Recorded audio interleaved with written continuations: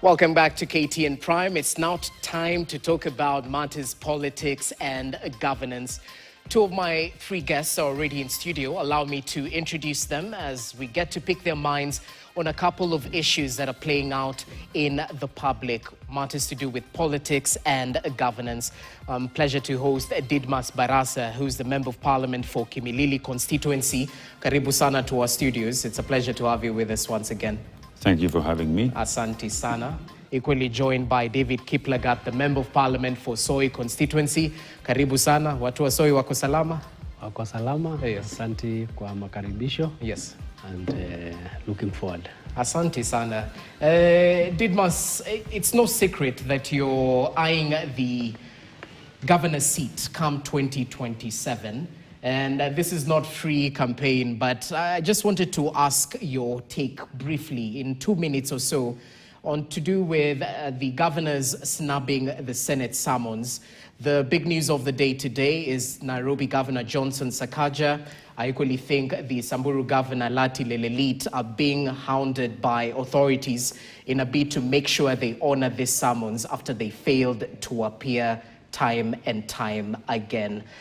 What do you make of the lack of appearance by the governors, the push and pull between COG and the Senate? What do you make of this lack of appearance? I think I am with Sakaja because number one is that the Speaker of the Senate, Right Honorable Amason Jeffa Kingi, must rise to the occasion and address the allegations by governors that they were being extorted by some senators.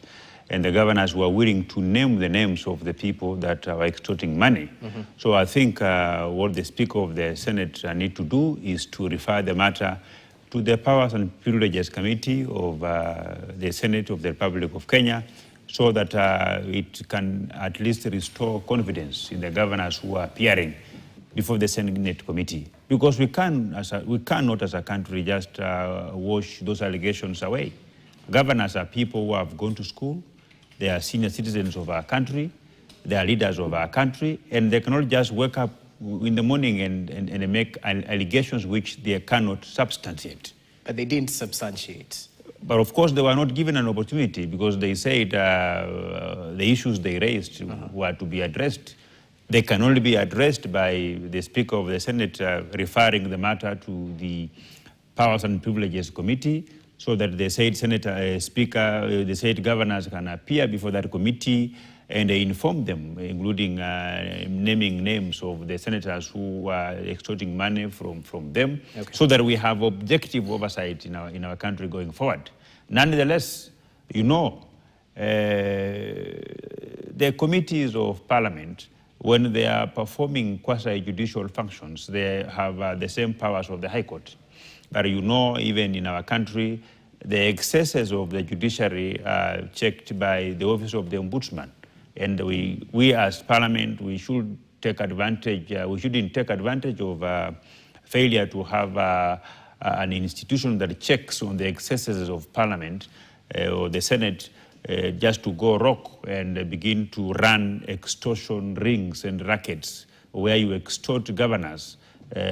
You've seen governors appearing, they appear before the Senate many times. You wonder when do they have time to deliver on what the people that voted for them expects for them.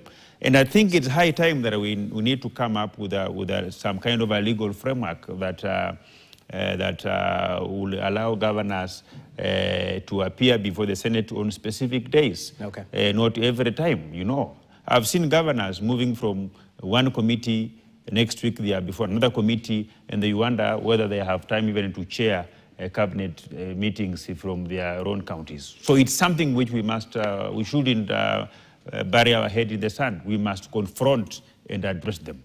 Because notably, I saw Simba Arati, the governor for Kisii, speak very eloquently about individuals whom they know have collected money from them. And it's only fair that Amason Jeffa Kingi steps forward, refers the matter before the competent select committee of the Senate to look into this, so that even as governors begin to appear before this committee, we should know that they're not appearing because of witch hunt, but they're appearing to respond to serious matters of financial expenditure. Audit queries. Audit queries in accordance with the law of our country. Okay, I'd like to appreciate the presence of the Embakasi North Member of Parliament, James Gakuya, who's equally made time for this conversation. Gakuya, perhaps the same question before we cross over to Kiplagat, because your governor, Nairobi Governor Johnson Sakaja, is being hounded by authorities due to failure to honor summons. In 2 minutes or so, where's your mind on this? Is it matters to do with extortion and pushing back against these claims, or accountability is part of the governor's job and he has to appear before the Senate and answer to such summons? Thank you very much. Let me move to respond to your concern, and I would say that we have structures in both the national government and the county government. And I believe that, in fact, it's important to follow the structures laid by our constitution. Members of parliament have a duty to check the national government, and the Senate has duty to check the devolved unit. And allegations of extortions, unless they are formally put in place, where if we talk of extortion, we are talking of corruption. And that matter should be dealt with either DCI or anti-corruption. And if nobody has reported such a matter to those kind of authorities, I cannot start here to criminalize Senate without a substantive clarity or justification that Senate has become long, and the duty now has turned to witch hunt or extort the governors. If there is such a serious case, remember, in corruption is between the two, the giver and the receiver. And if governors want to confirm that they have already given out such kind of extortions, then they have committed a crime, because they have committed a corruption crime. And therefore, also themselves, they should have to stand to state where do they get this money from. Because if you are being requested to put a particular dowry on the table, then you have to be sure where are you getting this money from. And if they want to stand to say that they have been extortioned and they have paid, then they both start guilty. And therefore, I believe that, in fact, what they should do, before you give out any single coin, you have to take that report to the authority. Otherwise, you must give out if you are hiding something. If you are not hiding something and you are clean, then why do you give out anything that is not justifiable? And in this case, I would say, governors has duty to report, to respond to queries within the budget chain after audits. Because audits are there, and after audit being tabled to the floor of the Senate, then it's the prerogative of the Senate to call the governors that has queries to respond to queries. And if there is a serious case that actually the governors want to taint or claim, then they know where are the authorities to take the matter to.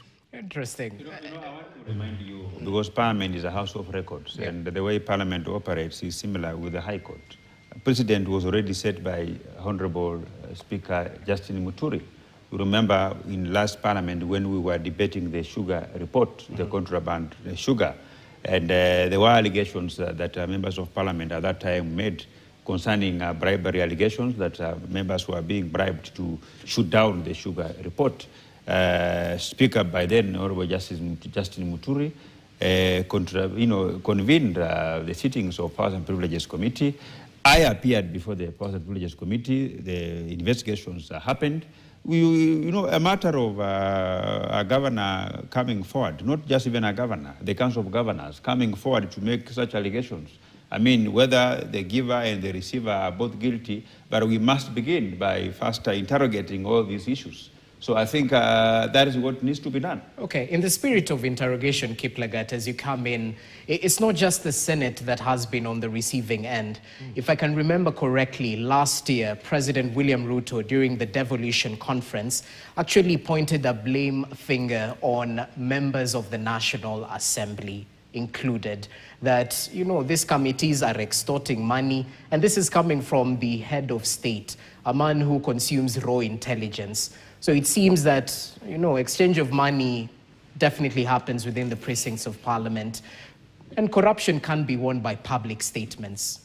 He who accuses carries the responsibility of providing the proof.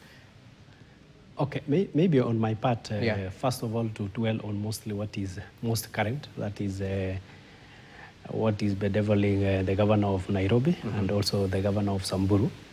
It's very important that whichever the vices are, because accountability and transparency is the key to managing the state resources and the taxpayers' money. So everybody who has been given that mandate should be accountable.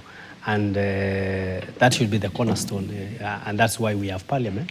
And that's why we have all these other agencies to make sure that there is accountability. So whenever you are called upon to be accountable, you take the least opportunity to make sure that at least you go and be accountable to the people of Kenya and to the people who elected you. That's important. In terms of what the governors did, I can equate it to students going on strike.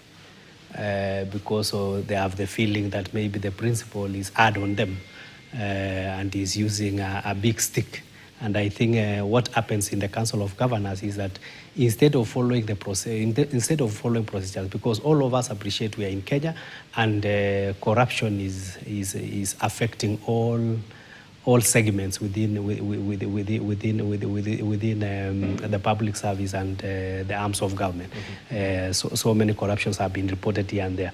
But there are agencies to deal with. We have the DCI, we have the anti-corruption EACC, which those vices can be reported and be handled at that point. But you don't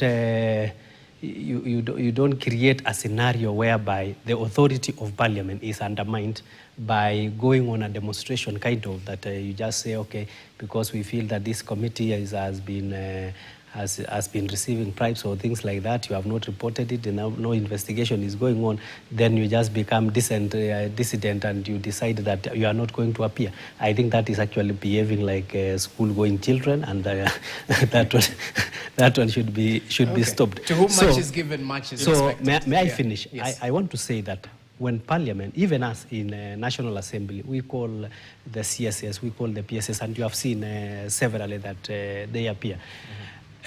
Parliament is a house of rules and procedures, and when Parliament sits, I think governors should take it seriously, because as the committee of Parliament sits, is a quasi-judicial kind of nature, and within their purview, there is quite a number of standing orders and the law that supports up to the predicament that Governor Sakaja is going through.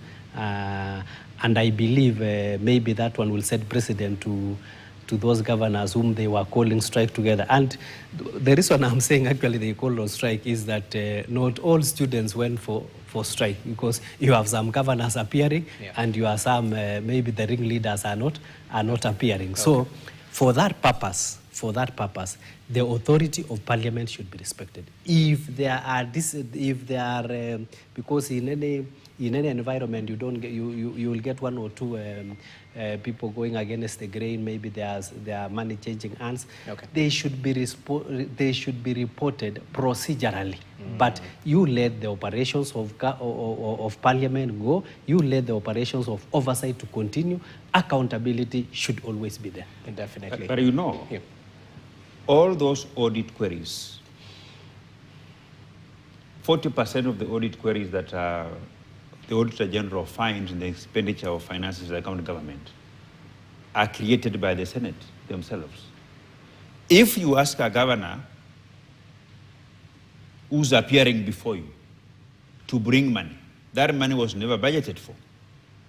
If you look at the number of times governors appear before the Senate in a financial year, some appear even more than 15 times. And every time they appear, they are told to come with money if whatever they said is something to go by. Then it means that money is going to be stolen somewhere where the audit query will be identified. Okay. So the Senate is a contributor of 40% of the audit queries that governor of this country are struggling with. Because, there is no vote where you budget money that will be given to the Senate. So it means the governors will take money meant for particular functions that are very important to the people. They will kind of increase the allocations in their offices and create something where they will be getting this money, which they cannot account for that amount of money. Because you cannot tell the Auditor General that this money, we drew this money to go and bribe the Senate. So unless we address those governors who are on live TV claiming that they know the senators who pick money from them, okay, they must be given an opportunity to appear before a parliamentary committee and shed light, and so that we can sort out this systemic extortion and corruption within our institutions of parliament. Yeah, but I don't think we can credit this audit issues to simply appearing before the Senate, because when you hear about a tree lighting event, money that was set aside to launch the Speaker's official new residence. I think they're pressing matters in this county, as we finalize on this matter. Yeah. When we read in the news about the amount of money that the Senate was given from during the impeachment trials of several senators, you wonder where this money come from. Maybe when they go sit down to balance the books, maybe some of the money that the Senate will have pocketed, they go into such kind of things. Okay, fair enough. But Rogers, we all know the procedures and how to deal with that kind of cartel. If it's a cartel, then you know where to report the cartel. But you cannot just become somebody else just to stamp and confirm that you also become part of the trap. Why? Governors should not suffer if they know they are genuine, and the matter that is on the table is a matter that does not require that kind of kickback. Why do you kickback? And if you give, why do you then tell us? You know, if you give, that means you have justified that there's something that you're trying to cover. Okay, I think let's agree to disagree. There are more issues to canvass, and I'd like us to do just that, matters to do with politics and governance. And we've prepared a sort of a mixture of sound bites by various leaders across the political divide, just to set the stage and take a look at what exactly we'll be interrogating. Let's listen in to some of the sentiments that have been shared over the past few days in regards to Kenya's political landscape. Listen in. Hiyo hoteli iko Nairobi, rudisha. Sio kama tunaelewana. Ile nyumba iko Kilifi, rudisha. Mali ya mjane na watoto na waone leo. Mvua ndio hii imefika. Not a single bag of fertilizer anywhere in the country. Mpaka kwao nyumbani Wasingishu. Huko Kericho wakane wanalia wanasema ni one time. You have given me authority to start negotiating with other like-minded parties, starting with our current partners in the broad-based government. Huwezi kutambua ODM ambaye inafukuza watu bila Osotsi. Huyu Osotsi alipewa hiyo kitu na baba mwenyewe. One thing I'm going to ask for is a spirit of reconciliation, a spirit of understanding, a spirit of listening, a spirit that does not chase away. I will not encourage indiscipline in the party, because democracy does not mean chaos. It is not intolerance. It is actually just going by the principle of democracy. Okay, Kiplagat, I'd like to begin with you on this. Perhaps you could start with ODM because it has been making headlines for the past few days. Last week they held the SDC, the Linda Mwananchi faction held their own meeting at Ufungamano House, and later on they had a rally in Mombasa, Tononoka grounds to be specific. Democracy does not mean indiscipline. If you don't agree with the party position, ship out. That's what we heard from the SDC. This other faction saying we cannot work with such individuals who have sold the party to State House, as has been confirmed time and time again or referred to. Well, what do you make of this? You're a member of UDA, your partners are fighting. What does it mean for you? I think, first of all, may I say, when we are growing democracy, party discipline is very important. And you can imagine, just like any house, even your own house without discipline, it will be unmanageable. So it's important that at least party discipline is very important. And whenever you feel like you cannot conform with within the sentiments of that party or within the decisions that that party has done, there is also a provision of a divorce, and it is provided also in like in any family, and husband and a wife, if they don't agree, it is provided within our constitution that you can divorce. Even in political parties, when you are in a party and you seem not to be agreeing with the structures and the party structures and also the party leader, then what happens? You also call for a divorce, and I think that's what is happening in ODM. ODM naturally, the way it is looking at it is that it has been able to retain at least 99% of their leadership. A few, the Sifuna wing, I think they are bolted out, and it's only a matter of time before they also form their own, because we are in a free country, you can form your own party, they will also form their own party, and finally the people of Kenya will decide. So I give it to the youth leader and the party leader in the name of Oburu Oginga. He has really tried, and I'm seeing now is actually offering that leadership and is bringing the party together. Of course, you will appreciate that Baba himself was an enigma in the Kenyan politics, and nobody actually will be able to fit exactly into issues. But and it happens. It is naturally it will happen when such a person leaves the stage. Okay. You will expect that not everyone will be able to remain. And I believe, maybe talking from my side of the UDA and the broad-based government, we are trying to negotiate with our brothers in ODM. For us, we are in a very strong position, led by our party leader, who is the President of the Republic of Kenya, William Samoei Ruto. We are in a very strong, a very strong position, and we believe at the end of the day, you have to, in Kenya, you have to negotiate so that you can be able to create a willing coalition.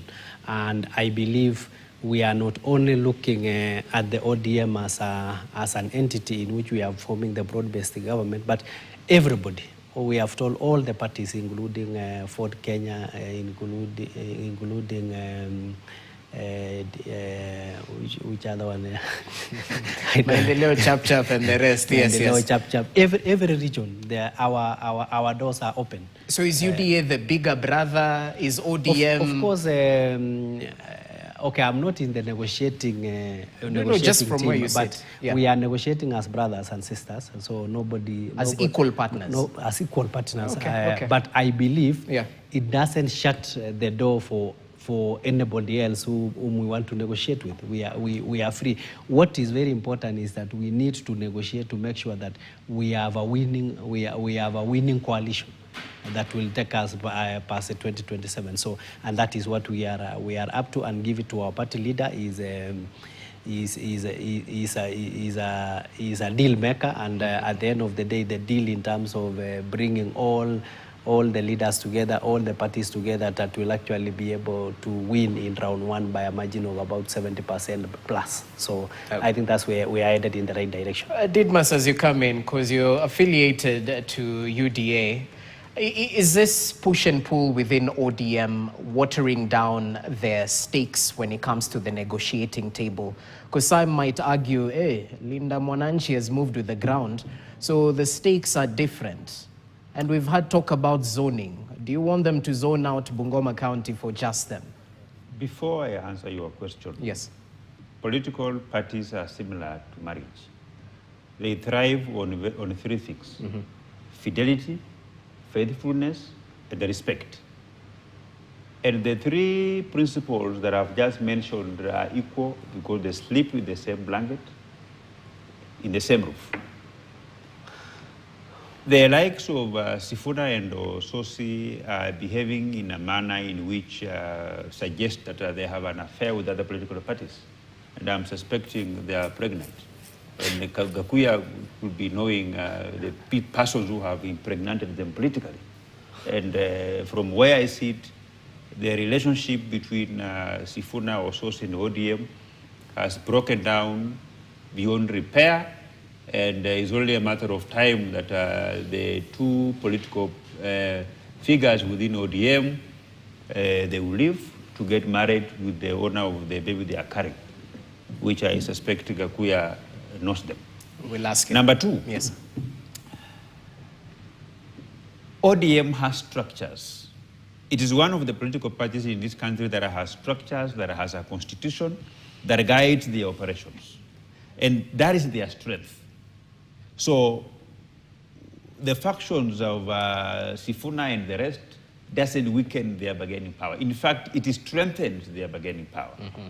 As a party, you become stronger in your bargain if you are having a united front, if you are speaking in the same voice. And I think the only way to strengthen ODM's bargaining point is to kick out those errant personalities within her rank and file that appear to be pregnant of other political parties, that appear to be associating with other political parties, and they have already moved on. So that when we begin to sit down with them, we can negotiate from equal strength. And of course, when we are negotiating, there is nothing bad with negotiating, because whatever gets the benefits are the people of this country. ODM has supporters across our country, and they are Kenyans. UDA, we have supporters across the country, and they are also Kenyans. So whichever way it goes, the Kenyans are the ones that are going to benefit from the outcome of our negotiations with ODM. So this negotiations about Kenyans, not political power. How exactly will Kenyans benefit? But equally, as you ask that, this DP position, is UDA keen on maintaining it within their rank and file, or it's one of the things on the table? We haven't appointed teams that will begin serious negotiations. Okay. Because we are waiting for ODM to complete the NDC, which they have done.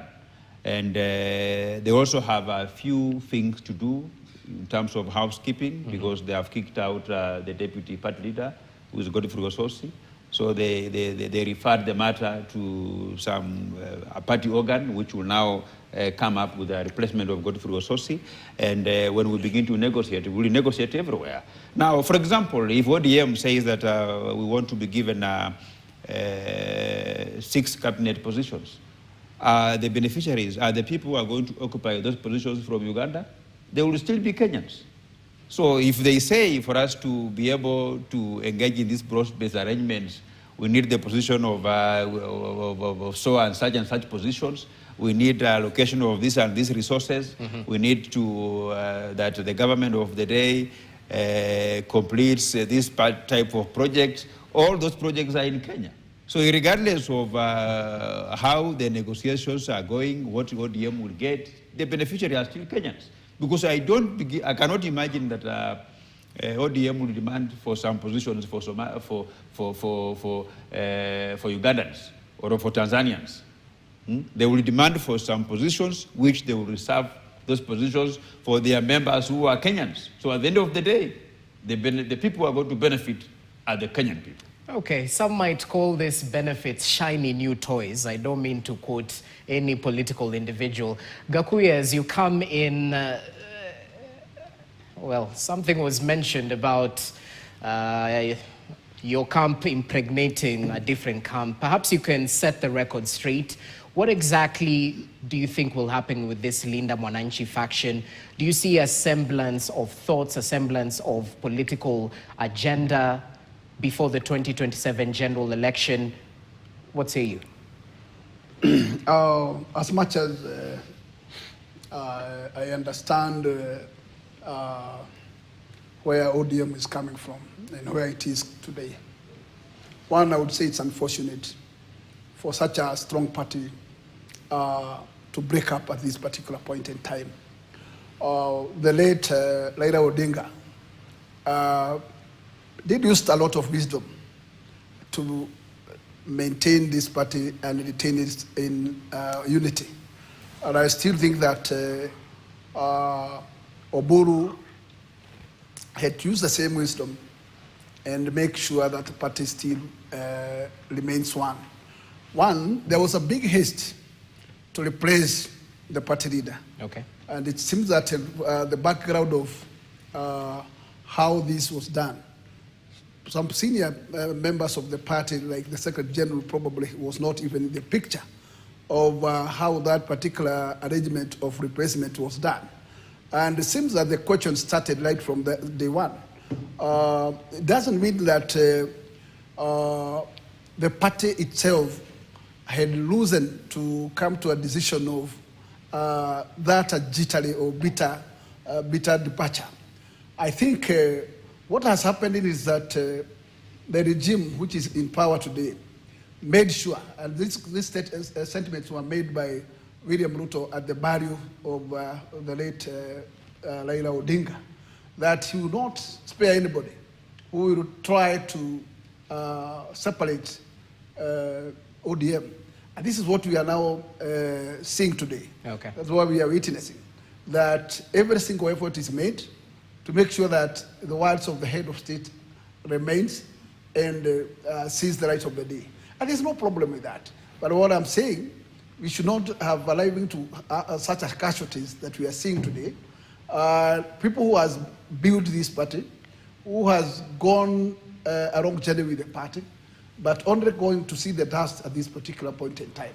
Yes, I have heard the party leader saying democracy does not mean indiscipline in the party. Mm-hmm. But this young tax does not mean that they have joined to the ODM today. They are known from those old days as they had, because even when the Raila was in charge, sometimes they were able to stand and to set their position. And Raila was able to say, yes, the Secretary General is the Secretary General of the party. I don't know, but what I would say is that the future of the two is that the parting has come, and the parting is that Linda Mwananchi will find their destiny. Because if we cannot be able to be of the same page, mm-hmm. and our ideology does not seem to be in the same page, mm-hmm. then the obvious is the Linda Mwananchi, because one, William Ruto will marry with the leadership. But I am seeing a point where Linda Mwananchi will marry with the people. And if this will be the case, then at the tail end, then I would need to see who will muscle the numbers. Because what we are looking is people. Because you might have a party, but that party, once you go to the numbers, it does not work. And I think that even though where we are heading, mm-hmm. we may be today saying that the marriage has succeeded. It may not resort the outcome that we desire.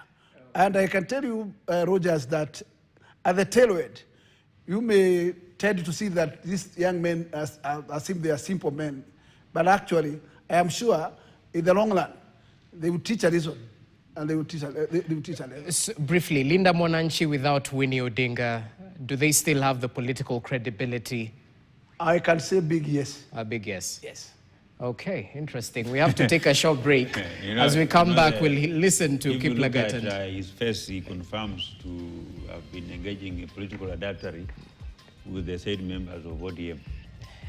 He has neither confirmed nor denied. Let's take that break. We'll be back in a few.